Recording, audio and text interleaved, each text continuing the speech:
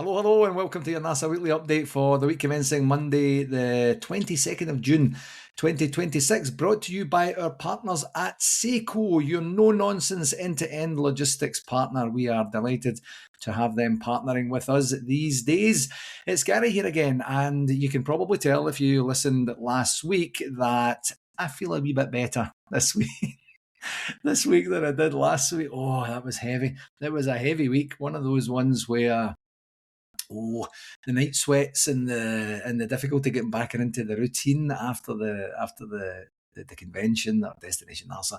It was a tough gig, I have to say, and so see, here's the funny thing. So see, when I see all the Tartan Army doing all the stuff that they're doing down in Boston and Miami and such, I have almost zero envy, none, which is kind of unusual for me because I do get a wee bit of FOMO when there's some party stuff going on, and I get so done in after Nashville that I'm kind of like, you know what? They can just carry on with that. I have no interest in getting to that level of party gas again. So, but good luck to them. It seems like they're having a good time down there. I'll get to the Scotland stuff maybe just in a wee bit here.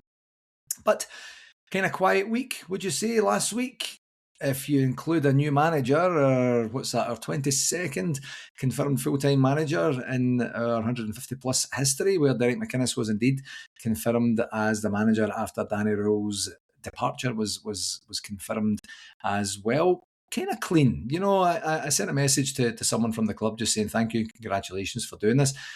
It would be great if these things happened within 10, 12, 24 hours so that we don't have to wait and such. But when you think about the confirmation of dealing with another club, the departure, compensation, all the various legal stuff that has to happen from the exit of a manager, and it's not under the duress type situations that we've had before where it's the one and done, you're out, you're sacked, basically. It was a bit more considered than that. And then to negotiate with Hearts for the release of McInnes, I imagine this stuff is getting done, and at the same time simultaneously. It's not going to be in absolute linear fashion, but to do all that sort of stuff in a week is pretty impressive, I think, overall, certainly in this day and age, and it's exciting. I think it was a very short piece of information that was on the Rangers website here. We're delighted to confirm the appointment of Derek McInnes as our new men's first team manager on a 3-year contract. Joining him will be assistants Alan Archibald, Paul Sheeran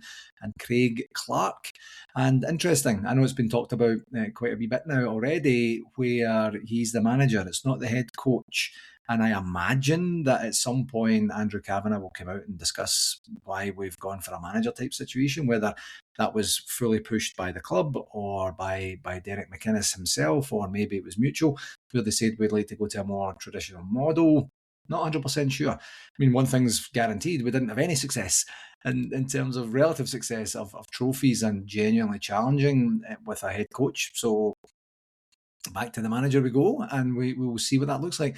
And I think, honestly, I've been speaking to a bunch of people this last week or so, and truly, honestly, I believe he deserves this. It's maybe not a marquee management signing. When was the last time we had a marquee management signing? Truly, Steven Gerrard wasn't marquee at the time. It was exciting, but I mean, he completely untested as a manager, but certainly a global brand and a global name in world football. But it was probably Walter when he came back, and I think that's a kind of testimony to, is there such a thing as a marquee manager?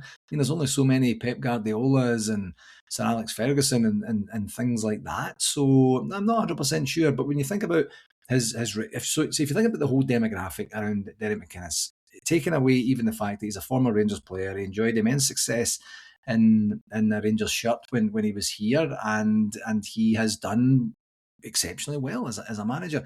Young enough, energetic enough, understands the club enough, understands the league enough, and has managed for over 800 games, almost predominantly in Scotland. There was a wee spell down in England at one point where he's worked hard for his chance. He deserves the opportunity to come in.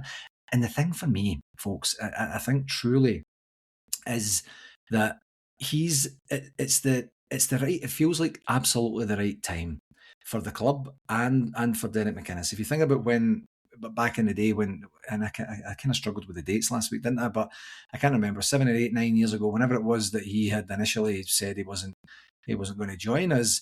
Think about the club and the health and the state of the club at that particular time, and then think about it now. It feels like we're on a wee bit of a more even keel now. I understand that I'm talking about, we just had a manager depart at the end of another unsuccessful season. But with the new owners, it seems like they're learning from the mistakes, and hopefully learning quickly from their mistakes. So he comes into a club that's on a wee bit more of a stable foundation, a wee bit more of a stable footing, and he has an opportunity to come in and say, right, okay, I've been observing the club. I see it's not net new from another country where there's a lot of video work and a lot of familiarization, and acclimatizing yourself to the country, to the culture, and things like that. There's a whole bunch of benefits to that. But from the pure manager perspective, how many times have we lamented over the last dozen years or so, 10 years or whatever it's been, that any time we come up against a Derek McInnes team, we're kind of raging. All right, we're kind of like this guy. The teams he got the teams really, really up for it, and it's the same with the other half of the old firm as well. It wasn't just confined to us. It wasn't one of these ex-players. It was like, I'm going to show you folks. It was just a guy out there doing his professional level best every single time. His teams were hardworking. His teams were energetic. His teams were very, very well coached and drilled and trained into the tactics for that particular game, and they enjoyed a lot of success, whether it be Aberdeen, whether it be Kilmarnock, or whether it be Hearts as well. So I think it's one of these ones where I haven't heard a lot of dissension around this. I haven't heard a lot of people being really upset about it, but I haven't heard a whole bunch of people going kind of wild and mental. The groundswell, I think you can always tell a wee bit of the groundswell when it becomes something like a wee bit of a, right, this might actually be a reality. And as soon as Danny Rule was confirmed, or not even confirmed, as soon as the rumours went abound that he was likely on his way out, I didn't hear many saying anything other than it was Steven Gerrard and Derek McInnes were in the mix. And now it became quite clear quite early that Steven Gerrard was not part of the plans, and it was a kind of one-man show in terms of Derek McInnes. Didn't hear a lot of people being upset about that. So I think that bodes well for us. And by the way, we're going to get to test it out pretty quickly because the fixtures were announced last week, of course, as well. And we are away to Dundee United on, what's that, Friday the 31st of July. So, I mean, what's that, 5 weeks from now? And we'll be back in the thick of the action. It's quite the eclectic, first weekend. You've got the game on Friday and a couple of games on Sky Sports on Saturday. There's a game on Sunday, a game on Monday as well. So it's going to be interesting to see if that's a kind of model that they're going to try and enhance as we move forward. I guess we'll find out when the fixtures come out and the TV starts to settle into the fixture, or TV timing, I should say. So yeah, and prior to that, the Sunday prior to that, we're playing against newly demoted West Ham United, and that'll be interesting to see how that goes as well. Of course, we have a wee bit of a link there with the CEO, or the interim CEO, being our former chief commercial officer. And right now I'm taking an absolute blank on his name, which is kind of weird because him and I have kept in loose touch ever since he left. I had an opportunity to meet him when he was in the role of the chief commercial or marketing officer, and great guy, seemed like a good guy, really bought into the club and was very excited to try and help us do some stuff there. So anyway, we'll see what that looks like, but it's nice to get a wee bit of a friendly home prior to the season starting, and it's going to come up quick here. And of course, we've got some European qualifiers to navigate as well once we know what those look like. So in terms of the games, obviously no games themselves, but other than the Scotland game, that was on Friday evening here in Calgary time. And you know what? I just this World Cup, I think, has been excellent. I think the organisation looks like it's been excellent. The atmosphere looks like it's been absolutely fantastic down in the United States and Canada and in America and in Mexico as well. And most of the games have been really entertaining, where you're kind of like, I just don't fancy Ghana versus whomever or whatever that looks like. But when you have them on, you get teams really going for it. I don't get the same experience with Scotland, and I think partly it's because we're just not as entertaining a team as some of the other teams, but also because it's our home country and there's a wee bit more angst and tension that's added there, where you care a wee bit differently. I love honestly, I love watching the games from a complete passive, neutral perspective, to just say I'm enjoying the game in and of itself, because a lot of times I don't. And it's been great to see some of the entertainment, some of the some of these stars essentially being created in front of our eyes, where these players that I've certainly never heard of before are suddenly becoming. I'm looking forward to seeing him in the next game, to see if that was just a one game wonder and things like that. So I've really enjoyed that part. The Morocco game was very difficult, obviously a very horrendous start with the goal being lost very early, and we just didn't play well at all. And you can tell that from the atmosphere. But we went downtown to the pub to watch it, and there was nothing to shout about, quite frankly. Towards the end of the game, there was a couple of wee oohs and ahs, and you never quite knew what was going to come towards the end of the game. And of course, keeping it at 1-0 is a good result overall in terms of our ability to qualify, because I think there's 8 third place teams, and with Scotland having 3 points, that's going to be a good scene for Scotland to probably most likely qualify, unless there's something catastrophic that happens against Brazil on Wednesday. So it's going to be very, very interesting to see. Now, it's an expanded World Cup, and you could make excuses about that. We've never qualified for any knockout of any major tournament ever in our history, so that is a massive deal. So as long as things keep a wee bit more normalised against Brazil and nothing else wacky happens elsewhere, there'll be a good opportunity to qualify for a knockout game. And I saw a headline on Sky Sports earlier today saying we might even end up drawing against Germany in the last last 32, I guess it would be. And I mean, that would be a big deal. Germans have looked quite impressive thus far. So yeah, we'll see how that goes. On to the shout outs. Just a quick reminder of the Rangers Ladies Lunch, and that's on August 21st. Friday, August 21st, and tickets are £75. If you go to either the Edmiston House website or the Rangers website, you'll be able to get a link there for that, if that's your jam. And I did see something wonderful online last week. Now, Louise, and I don't actually know Louise's last name. I know what it's going to be, because it's soon to be Louise Crawford, because Louise came to the last couple of conventions and has been the life and soul of the party at the events. Just such a breath of fresh air. And I got an opportunity to meet her now fiance. I've kind of spoiled the surprise for what's coming here, but they went to, after Nashville, got a chance to meet Alan there at the event, and seems like a great guy, and just was really soaking up and enjoying the atmosphere and such. Didn't get a chance to talk to him too much, but it was really nice to be introduced to him. And then they went to Memphis. They went to Graceland, no less, after Nashville. And then he goes down on one knee right outside the front door, right outside the front steps of Graceland, and proposed. And they got it on video. And I'm not on social media as much now as I used to be. And I really wasn't on that much before. I have a presence on social media for my business, and I do a lot of posting and such, but I don't consume a lot. I like to just create and put it out there, which is probably a wee bit selfish when I think about it now, but that's just the way that it is. But I happen to be just on because there's still a lot of clips coming out from the Tartan Army, from people that were just posting the stuff for Nashville, and then I was on, scrolled down and saw that. So they got engaged. All that to say, they got engaged. I think it was on the 19th. So last, actually, just not so long ago, last Thursday or so, something like that. And absolutely brilliant. Congratulations, Louise. Congratulations, Alan, and all the very, very best for your ongoing engagement and planning of the wedding. The video was so cool. It was very, very, very nice to see. So yeah, brilliant news. I love a love story, and to do it at the iconic home of the king himself, that's pretty impressive. On a semi-related note, and I say that semi-related note, I have a happy birthday wish. Again, online scroll. Actually, no, I got a wee reminder today saying it's Julie Kingsbury's birthday today. So I know that Julie is an avid an avid listener to the podcast each and every week. Thank you very, very much. And if you know Julie, or if you've been to the last couple of NARSA events, you will absolutely 100% know Julie. And I don't know if we call her Taps Off Julie from this point forward. If you know, you know. But we had some entertaining times where things got a wee bit wacky at one of the events there down in Nashville, and it was absolutely brilliant. Life and soul of the party, always got a smile, always just up for a great laugh and such, and just an absolute sweetheart. So happy birthday, Julie. I hope you have an absolutely wonderful day. And while I'm just kind of being a wee bit more indulgent in in the shout outs for this week. I just wanted to wish my beautiful baby boy Leo congratulations again for getting honour roll.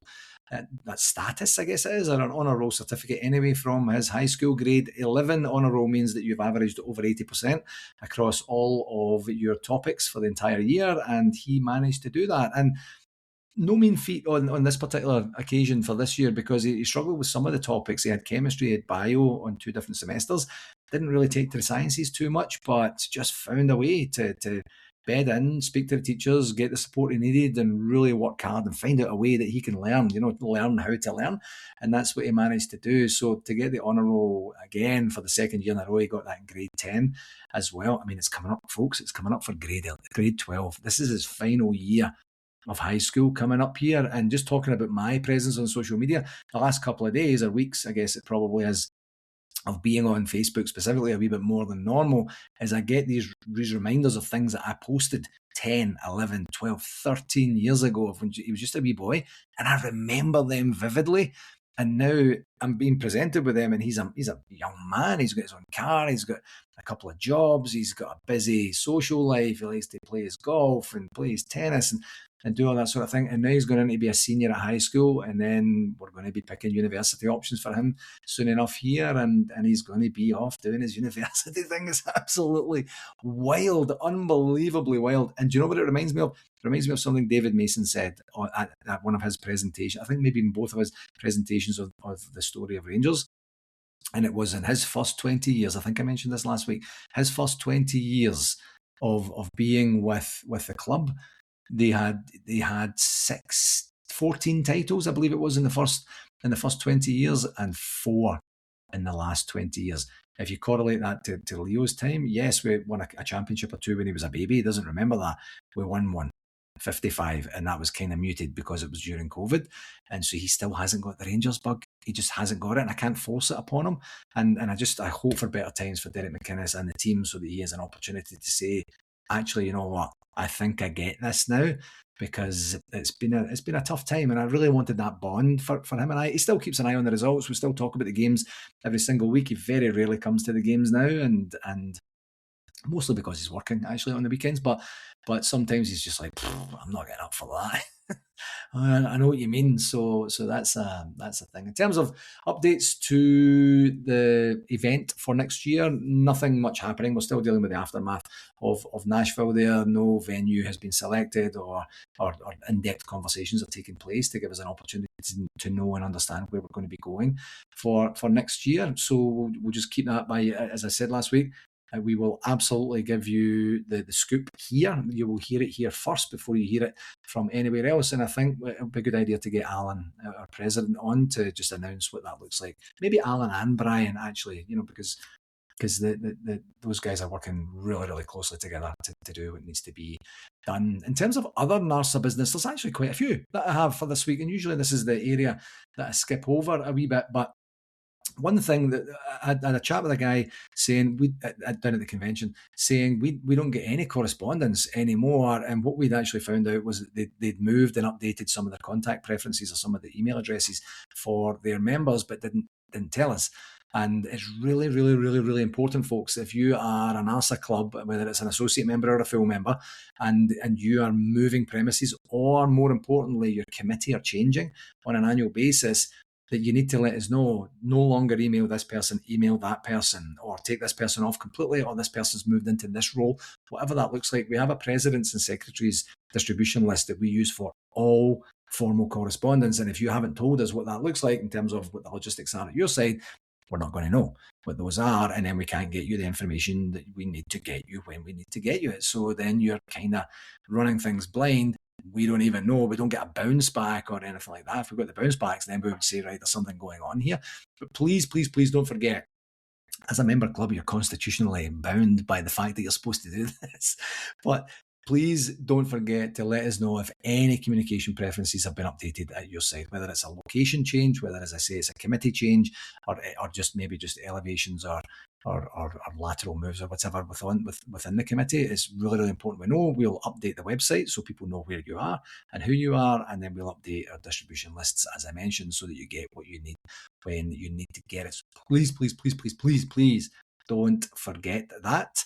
And one thing, actually, just from a NASA perspective, last week I was mentioning I was quite fuzzy last week, admittedly so, because I just got back very, very late. Didn't get to bed till after midnight, and I just wanted to say once again a thank you to the entire exec committee down there in Nashville for their help and support and doing everything. These occasions are always very fluid, and there's always emergent situations and circumstances.